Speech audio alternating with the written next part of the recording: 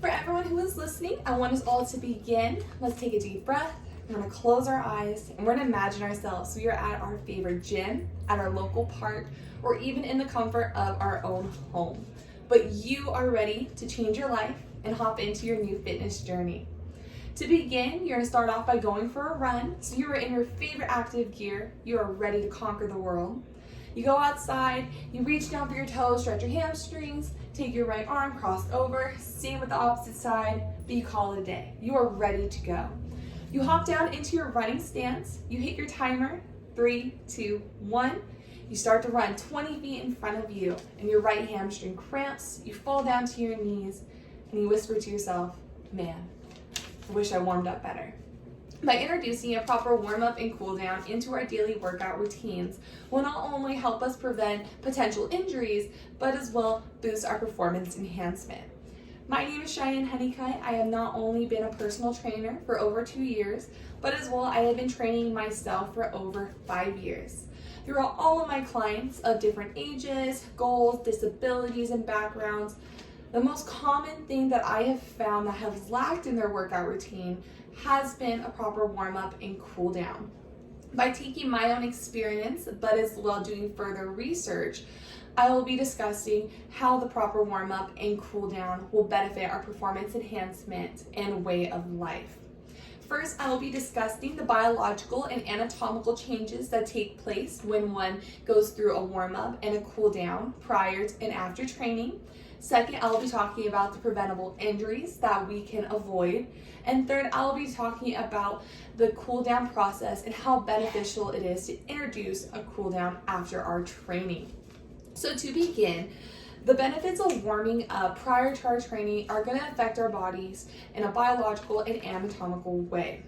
With that being said, when we go into our workout, we want to make sure our muscles are warmed up before we shock them by enduring the intensity of our workout.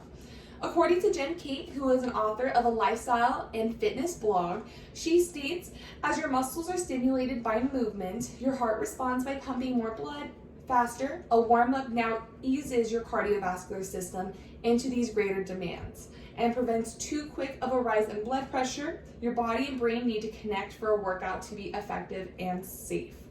The increase of blood flow and oxygen levels now prepare your body at a moderate rate. As I mentioned, we do not want to shock our bodies when we go into this now high intensity workout. As well, according to Jen Cates, the warm-up also primes your body to deliver proper nutrients and oxygen to those working muscles of your workout of choice. This allows the elastic muscles in our body to avoid strains, tears, and as well injuries. Our bodies, they are much like a rubber band. When you have an old rubber band that you no longer use, when you introduce it and start to pull it, it often will tear or break in half. Our muscles are the same way. When we are using unused muscles and not preparing them for our workout, when we go to stretch, run, or squat, your muscles may now endure a different intensity and possibly strain or tear, and that is what we want to avoid. Including a proper warm-up and as well cool down can now prevent those potential injuries. Like I mentioned, we do want to avoid muscle strains, tears, and any injuries, and that can be done by introducing that proper warm-up. If you have ever heard the term cold, that your muscles are cold, that now refers to the lack of blood flow within your body. So when we go into our workout, having a proper warm-up now allows proper blood flow to your muscles and some of your muscles that have been unused. So there are two types of warm-ups that many of us are familiar with. There's a passive warm-up and as well an active warm-up. Passive warm-up consists of stretching in place, so that can even go for reaching for your toes, crossing your arms over. There allows elasticity to take place and stretch out your muscles. Then in an active warm-up, that is more jogging in place, that is doing leg swings, jump squats, and that now is quickly getting the blood flowing to those muscles that you are wanting to target. As well, cardio can be used as a proper warm-up there as well, quickly getting the blood flowing throughout your body. When it comes now to stretching and getting your joint mobility in place, By doing joint mobility workouts such as swinging your arms up and down, working on your ankle mobility, that is now going to eliminate the gas bubbles that are now present within our unused joints. So many different proper warm-ups can help with our flexibility and as well promote our performance enhancements. This as well can be done by stretching out our tendons, our ligaments, and like I mentioned, this is going to be avoiding any strains, tears, or injuries to occur. Finally, performing a proper cool down at the end of your workout is just as beneficial as introducing that proper warm-up. So introducing a cool down into our workout can allow our bodies to go back to our proper body temperature and proper homeostasis of our bodies. When we do not introduce a proper cool down, often our bodies stay warm for too long, and this can cause us to over or hyperextend our ligaments, any joints in our bodies, and possibly cause further injuries because your body is now ready to continue that workout. According to the International Association of Science in Sports, a 5 to 10 minute cool down consisting of light aerobic activity helps the heart gradually return to its resting rate, and the body returns down to its resting temperature.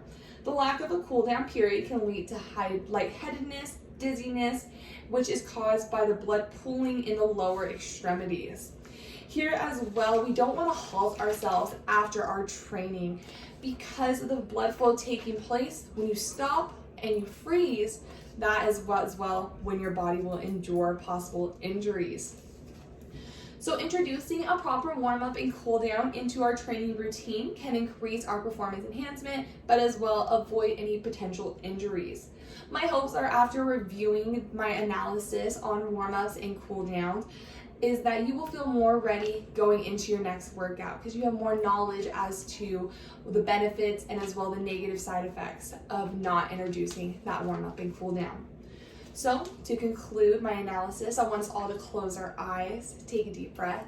We're thinking now that we are at our gym, our local park, or in our homes. We want to go for our run, so we're in our favorite workout gear.